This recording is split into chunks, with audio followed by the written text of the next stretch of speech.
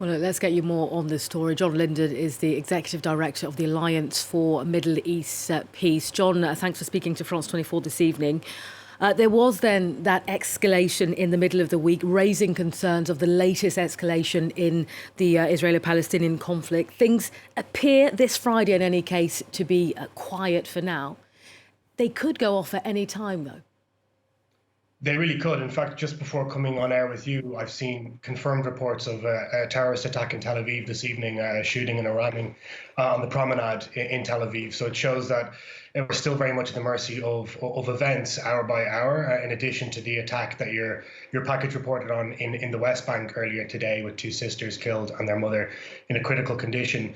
So I wouldn't be in any way complacent around what's going to happen in the next few days, particularly because we're still only around halfway through the Ramadan religious holiday, as well as the very start of Passover. And next week, we'll likely see religious events on the Temple Mount, the Haram al-Sharif, that will bring Jews and Palestinians again into close proximity.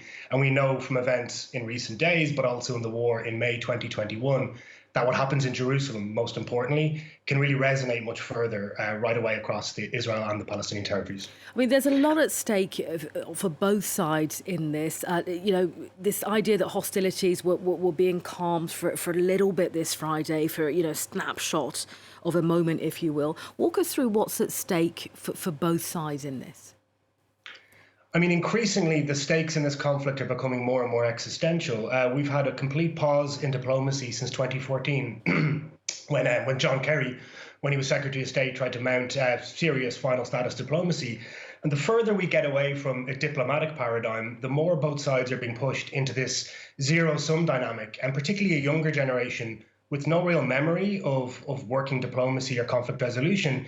And the worry really is the longer the international community allows that situation to continue, the fewer opportunities there will be for a break in that frame. And I think the more extreme actors will be able to make the case that it's us or them. And the real worry we have is a younger generation of both Israelis and Palestinians being drawn into that dynamic.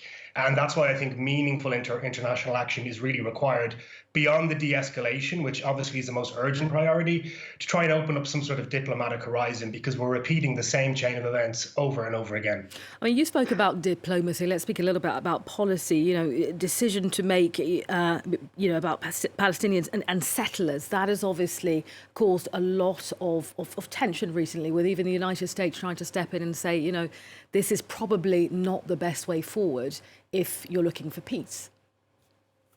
Yeah, I mean, we have now the most right-wing and extreme government in the history of Israel, with people who are, very, very forthright and clear advocates for settlement of the West, positions of power within the Israeli government. And I think we're seeing that drive towards extreme positions take place also in Palestine, where we're seeing a growth of militias really being fed by young, disenfranchised people who are taking up arms, and the Palestinian Authority losing control of key cities in the West Bank.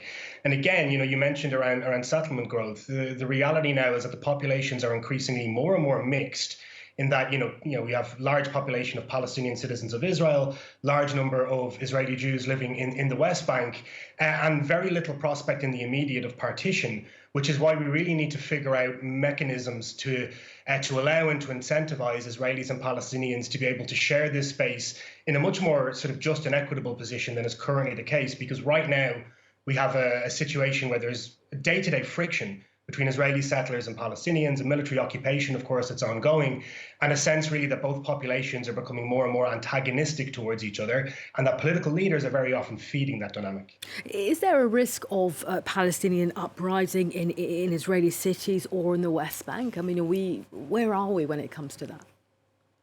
Well, I mean, we're already having closed out the most violent year since the second intifada in the West Bank in 2022, and the first 3 months of 2023 are the most violent start to a year we have on record. So, we don't know what the metric is for when we're in an intifada. There's no sudden light that goes on and says, yes, that's what it is, but we're definitely in one of the most significant security escalations that we've seen in this more modern phase of the Israeli-Palestinian conflict. I think there needs to be a mechanism, again, some sort of a way for us to be able to not just de-escalate that, but offer some sort of an alternative to Israelis and Palestinians who are looking to disrupt things. Now, I'm not in any way justifying or equivocating about violence, but we have a status quo that people on both sides want to disrupt, either through violence or unhelpful unilateral measures. And what we really need to provide is some sort of a mechanism to be able to provide non-violent diplomatic disruption. We at ALLMEP, we ran a youth poll quite recently to find out what young Israelis and Palestinians think, and some of the findings are pretty troubling. One thing we found across the board amongst both young Israelis and Palestinians is another exhaustion with the status quo. They each want change, and unless forces that are focused on diplomacy and peace can provide a mechanism for change, violent people will fill that vacuum and draw those young people into it. I mean, John, you think one of the ways of de-escalating the situation on the ground, which, let's face it, we've been saying is incredibly tense, is to focus on local societies and community. What do you mean concretely when you talk about that? Yeah, I mean, we at ALLMEP, we're a network of over 170 peacebuilding NGOs, and they're all working to try and repair the damage between Israeli and Palestinian society, and to create this constructive and cooperative framework, and to build a kind of bottom-up motor for change that we know is required. Now, long-term, that can build towards a real and meaningful, peaceful resolution to this conflict. In the short to medium term, it can de-escalate in a way that diplomatic statements just can't.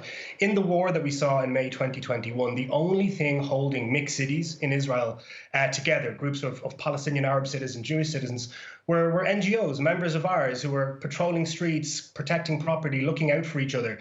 And I think we should really be working to scale that sort of work. We're advocating for the international community to really get behind it. As a quick example, we have the G7 summit coming up in May in Japan. Now, the Israeli-Palestinian conflict has not featured in that leaders' communique for 5 years, and it shows how it's been deprioritized by the international community. We think there's a real opportunity for the international community to make a strong statement of support for those pro-peace NGOs and civil society movements, and not just give words, but actually meaningful resources that can scale their work and put both societies on a path towards peace and equality. Final honest response from you, John. Are you hopeful? I mean, you're somebody who's working on the ground, you're trying various initiatives. Do you see calls for hope, or is a future without hope just not worth thinking about? I mean, the latter. It's not worth thinking about. And also, we're very privileged. We get to work every day with the people who are working together, that are pushing for peace, for equality, for democracy.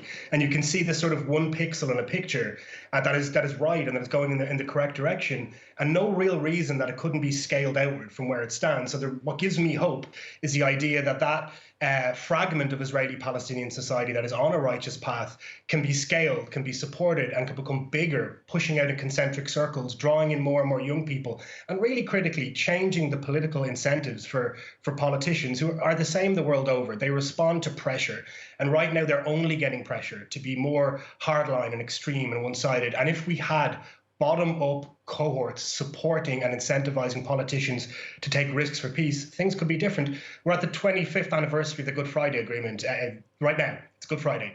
And we saw these bottom-up movements really shifting political actors, sometimes against their best wishes, towards making compromises. There's no reason in the world that a similar long-term, bottom-up, highly scaled approach couldn't gradually and then suddenly shift things in Israel and Palestine too.